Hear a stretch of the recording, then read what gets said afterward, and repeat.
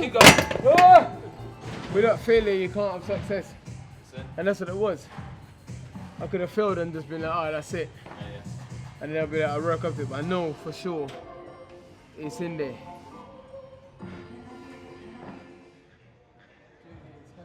Dillian's been training at Loughborough University now for over 2 years, and his progression's been excellent. And he really has changed as an athlete. I think he's made great strides. This sort of work has real benefit for him, not just in terms of the technique and sort of lowering risk when he does run, but also improving sort of that production of force. And some of the work that we do with the change of direction and starting in that sort of lateral stance and being able to generate that rotation from the feet to initiate movement, we feel that that's got good crossover into some of his boxing work. And speaking with his coach, that's something that we're targeting, is that agility component.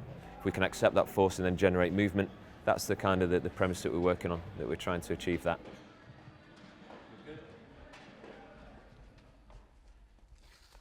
The strength and conditioning side, the guys at Loughborough University, we always communicate once a week at least, and kind of nip and tweak along the journey.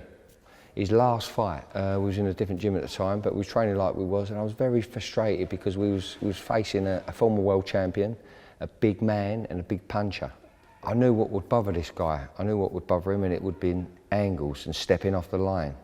And you know, Dillian's quite agile when he's centre balance, but we had to get him to move and travel and fight travelling, whether it was backwards, forwards, or to the side. And then I'll be honest with you, within 3 days, I saw it in Dillian Whyte. You're like, bam, bam, bam, bam. That was different. Jack, bam. Good. Bam, bam. Good, now you're going through. Good, very nice. I've developed into a world class athlete now. You know, I was fighting at world class level, and I was training by myself at amateur level. You know, and it's crazy just competing with world level athletes. And now, it takes a couple of years to get there, but I'm getting there sharp and rapidly.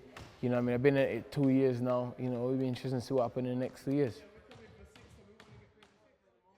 We train in Power Base where we perform all his strength sessions, and it's a great environment to train in. So he's surrounded by not just student athletes, but also we've got Olympians here, world record holders, British record holders in a number of events. In terms of an environment, I don't think there can be one better. A bit like this morning, there's still a high component of technical competency, which is limiting the weights that we're using. So we're not going up to his absolute limit where he might start to lose technique. We're still trying to focus on things.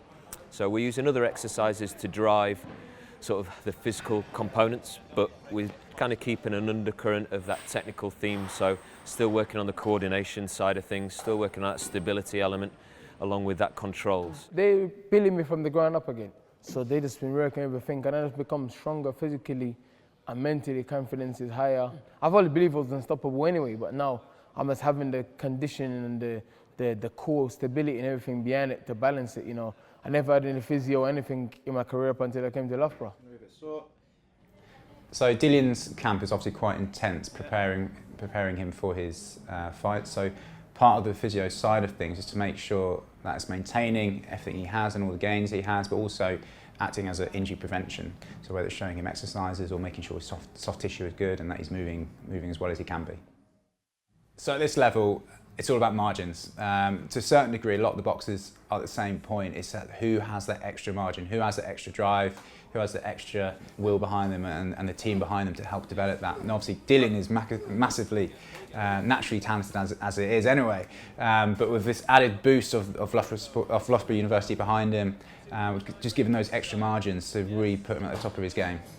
So I think what you've seen is that ability to sort of hit a wall and find something else and be able to go again and dig a little bit deeper and push a little bit harder.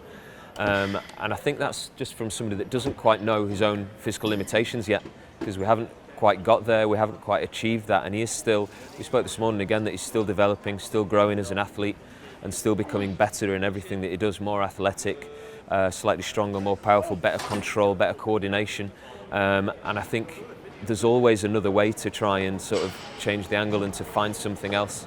And I've still got the animal mindset, but now there's a better condition and better, I'm healthier and stronger.